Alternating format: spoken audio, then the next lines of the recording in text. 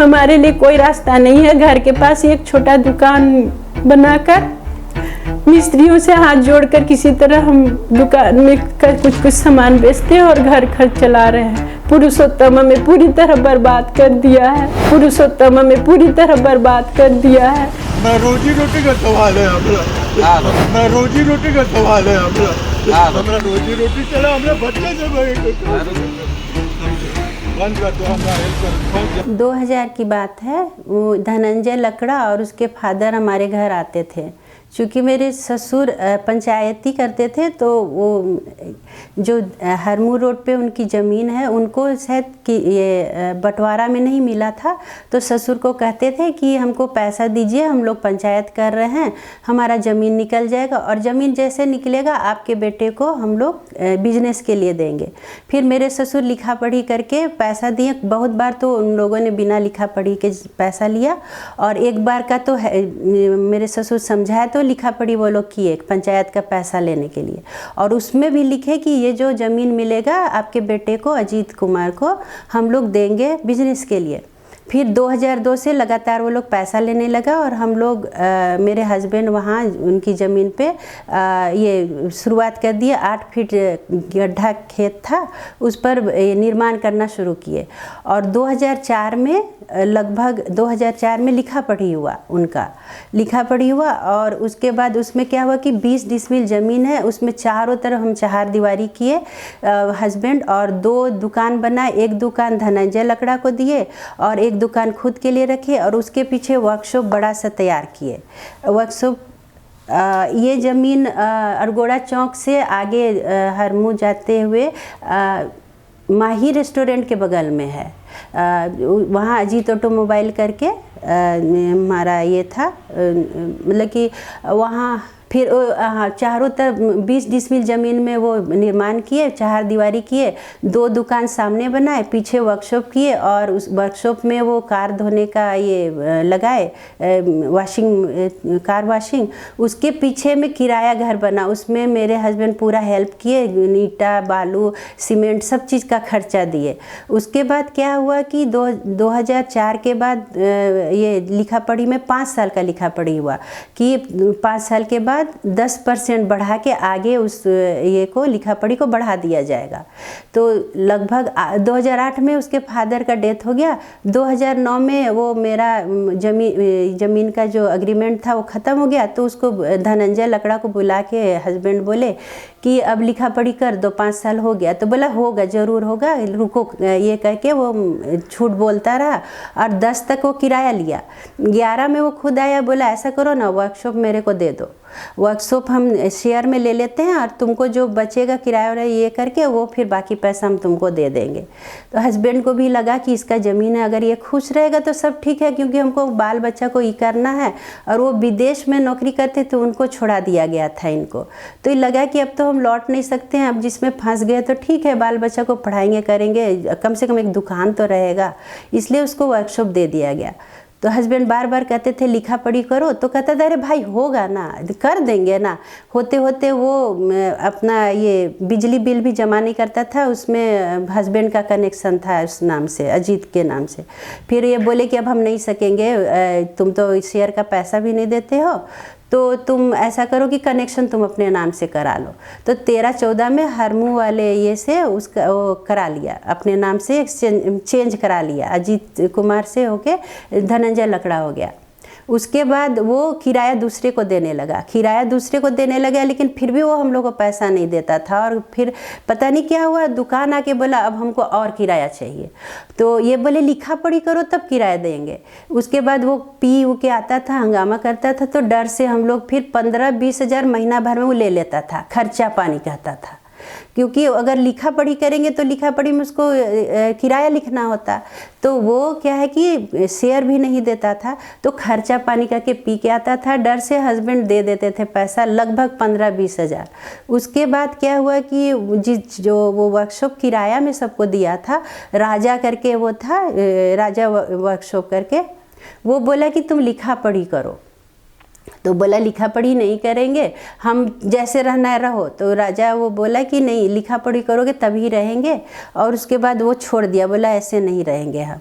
फिर वो देखा कि अब मेरा वर्कशॉप से पैसा नहीं आ रहा, तो हस्बैंड का दुकान में वो ये किया कि अब दुकान का शेयर चाहिए।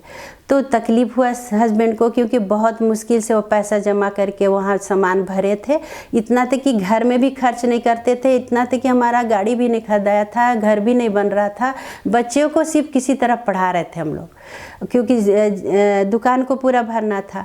तो वो चाह रहा था शेयर। उसी बीच वो बोला कि अच्छा ठीक, हम समझ लेंगे। और उसी में पुरुषोत्तम आया, और पुरुषोत्तम वो क्या किया, पहले वो बात किया कि आप लोग हट जाइए दुकान से, और नहीं तो हम लोग STSC केस कराएंगे।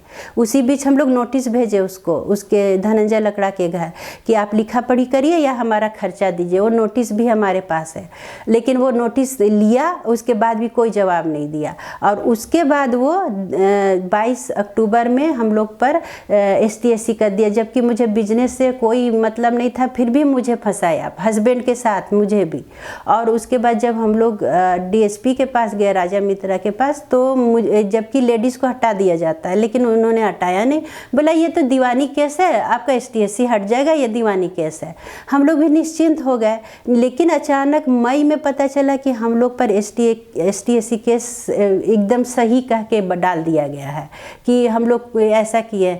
उसी बीच में हम धनंजय से मिले थे, आया था पीछे वर्कशॉप में मिट्टी जांच कराने। हम बोले क्या कर रहे हो? बोला कि हम अपना कुछ कुछ बना रहे हैं। हम बोले कि अच्छा तुम धनंजय हम पर क्यों केस किए हो, झूठा केस क्यों किए? तो बोला समाज के बीच मत बोलिए, हम लोग बाद में बात कर लेंगे, उसका मेरे पास रिकॉर्ड है। और उसके बाद फिर मई में पता चला कि ये लोग तो सच कर दिया है, राजा मित्रा सच कर दिए हैं।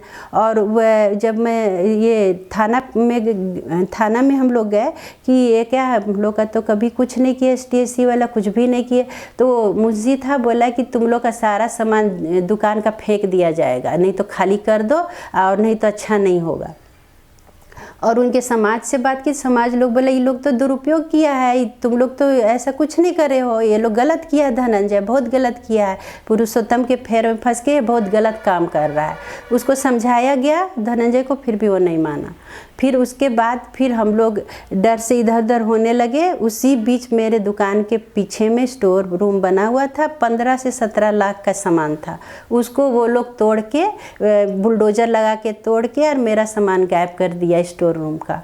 फिर उसके बाद फिर हम लोग घबराहट से इधर उधर होने लगे। तो फिर दुकान, हम उसके बाद क्या हुआ कि जिस दिन दुकान तोड़ा तो हम गए देखने गए, शाम का वक्त था। वो पुरुषोत्तम आया और हमको धुका मक्की किया, बहुत खराब बोला, बहुत गंदे से बिहेव किया।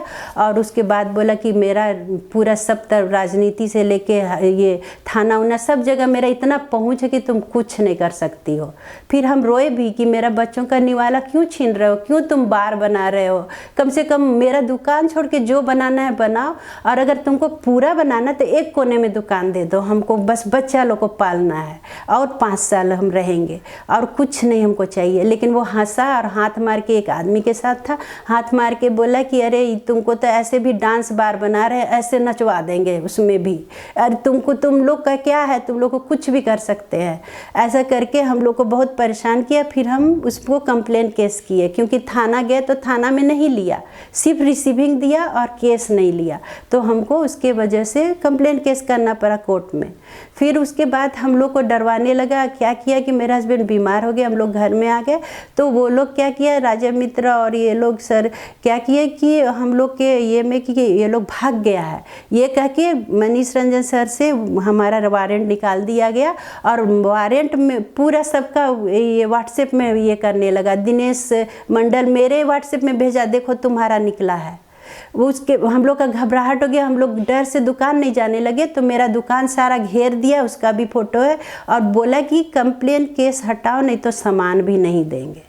ये करके हम लोग को इतना परेशान किया, इतना दौड़ाया। और अब मेरा दुकान पूरी तरह से तोड़ के अब हम लोग को रास्ते पे ला खड़ा किया है। स्थिति इतना बुरा हो गया कि हम लोग को खाने तक का, एक चावल का दाना तक का दिक्कत हुआ। लास्टली मेरे परिवार वालों ने मुझे साथ दिया। मेरी बेटी MBBS पढ़ाई करती है, उसका सारा खर्च परिवार वालों ने वहन किया। उससे छोटा बेटा दिल्ली में आकाश इंस्टीट्यूट में 12 में पढ़ाई करता है, कोचिंग करता है, उसका भी खर्च मेरे परिवार वालों ने पूरा किया। और मेरा छोटा बेटा 8 क्लास में पढ़ता है, DPS में, उसका भी खर्च परिवार वालों ने किया। और मैं कर्ज लेके पूरी तरह से परेशान हूँ। हमारे लिए कोई रास्ता नहीं है। घर के पास ही एक छोटा दुकान बनाकर मिस्त्रियों से हाथ जोड़कर किसी तरह हम दुकान में कुछ सामान बेचते हैं और घर खर्च चला रहे हैं। पुरुषोत्तम हमें पूरी तरह बर्बाद कर दिया है। क्या प्रशासन इसके लिए नहीं है? कुछ नहीं कर सकता। और हमारा बेल हमें दिया ही नहीं जा रहा है, जबकि हमारा कोई गलती नहीं है। धनंजय भी बोल चुका है हमारा कोई गलती नहीं है। पूरा गांव जानता है हमने कुछ नहीं किया, फिर भी हमें दौड़ाया जा रहा है।